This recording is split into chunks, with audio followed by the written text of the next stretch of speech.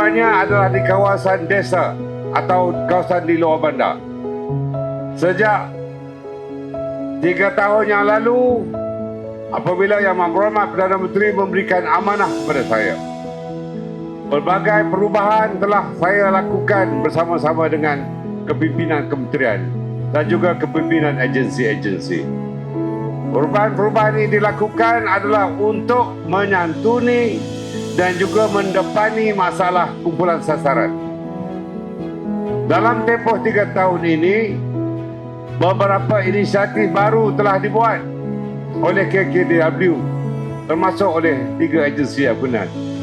Tujuannya adalah untuk menyantuni dan menepani permasalahan yang telah saya sebutkan ini. Alhamdulillah, kinabatangan Lama, Kuamu dan Sukau tidak akan pernah dilupakan oleh KKDW di dalam memberikan bantuan.